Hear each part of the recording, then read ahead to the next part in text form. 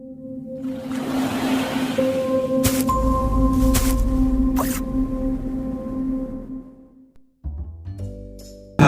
anak-anak hebat semua, kembali lagi dalam channel Tempat Belajar. Tempat belajarnya para juara. Bagaimana kabar kalian semua? Semoga dimanapun kalian berada, kalian selalu sehat, tetap ceria, dan masih semangat belajar tentunya. Nah anak-anak hebat semua, sebelum kita lanjut ke pelajaran kita kali ini, jangan lupa di subscribe dulu ya, agar anak-anak tidak ketinggalan video-video terbaru dari channel Tempat Belajar. Halo anak-anak hebat semua, di kesempatan video kita kali ini kita akan belajar mata pelajaran Bahasa Indonesia kelas 4 bab 7 asal-usul pada konjungsi kalimat, halaman 168 sampai dengan 171.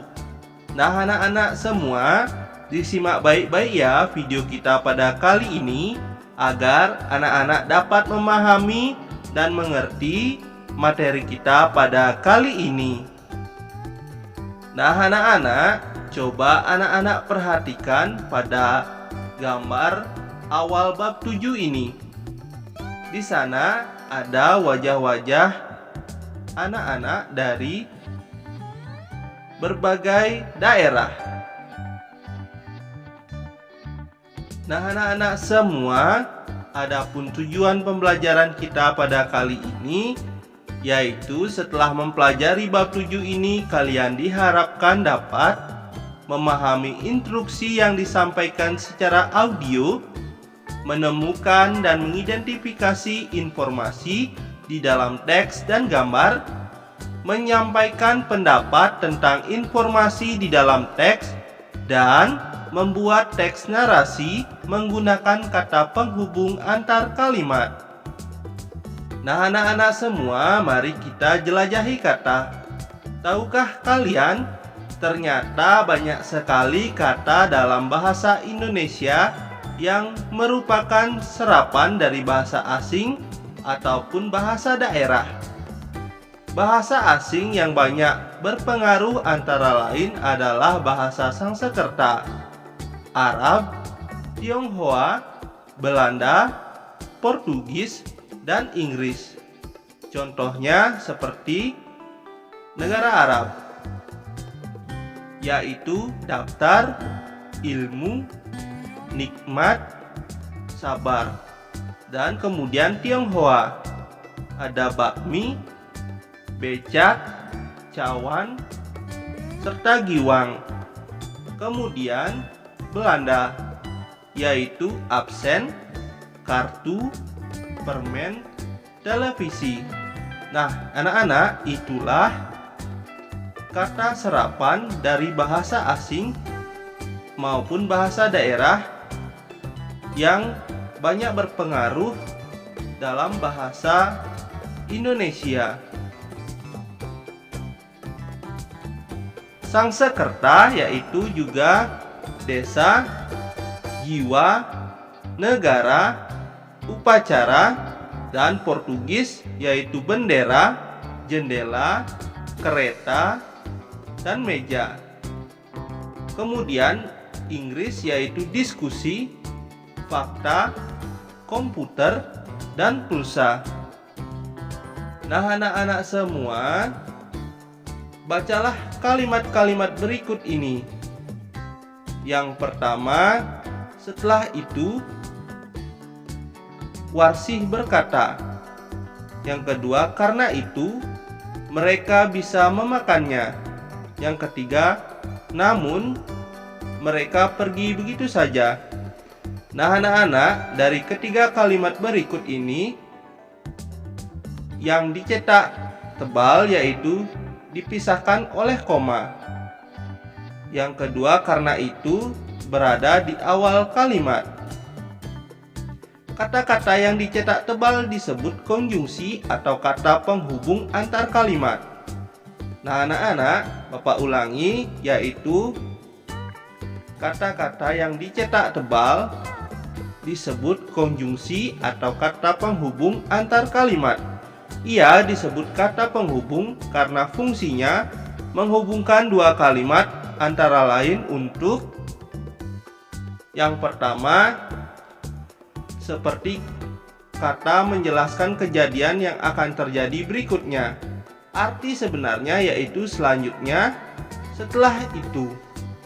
Yang kedua, menjelaskan keadaan yang bertentangan. Arti sebenarnya yaitu akan tetapi, namun, dan kemudian yang ketiga menjelaskan keadaan yang merupakan akibat dari kalimat sebelumnya. Arti sebenarnya yaitu akibatnya, oleh karena itu.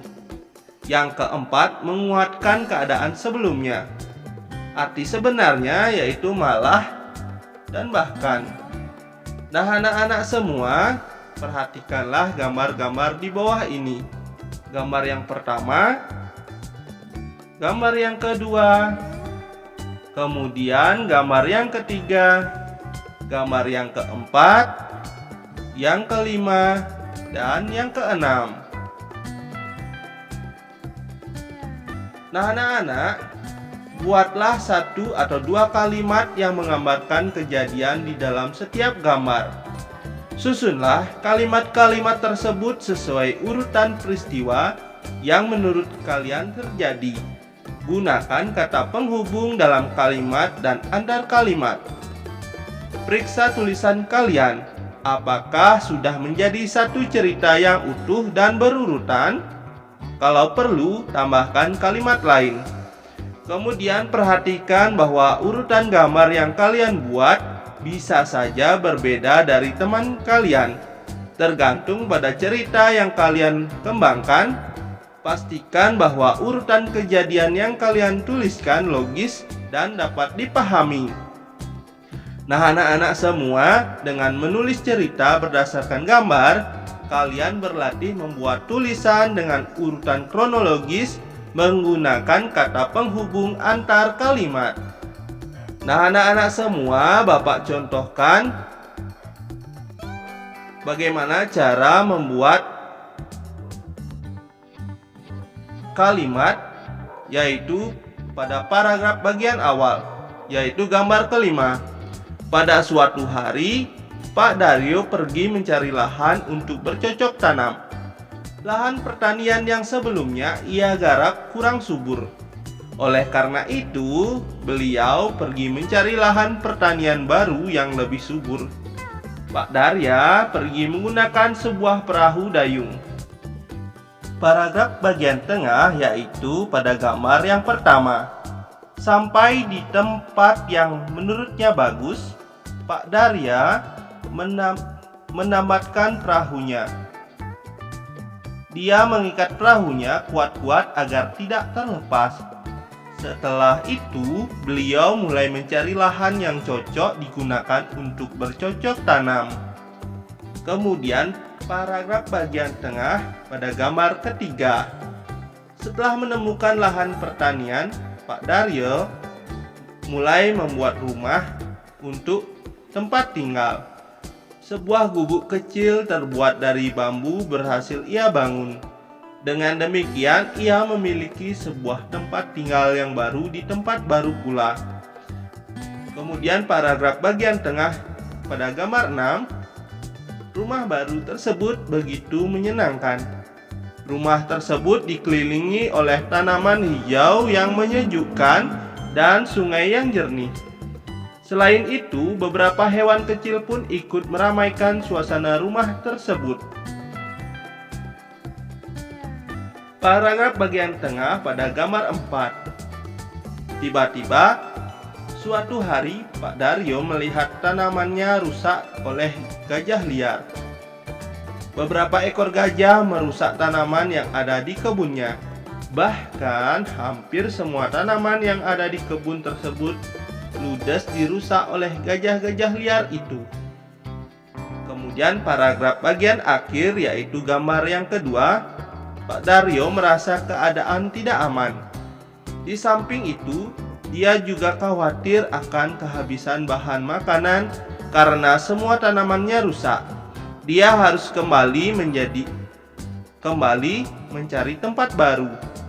mungkin di kejauhan sana.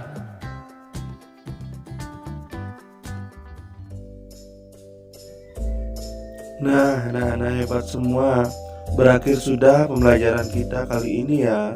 Semoga melalui video tadi anak-anak bisa mengerti dan memahaminya ya. Jangan lupa like, comment, share ke teman-teman kalian, dan juga subscribe channel ini agar anak-anak tidak ketinggalan video-video selanjutnya. Sampai ketemu di video selanjutnya ya. Bye-bye.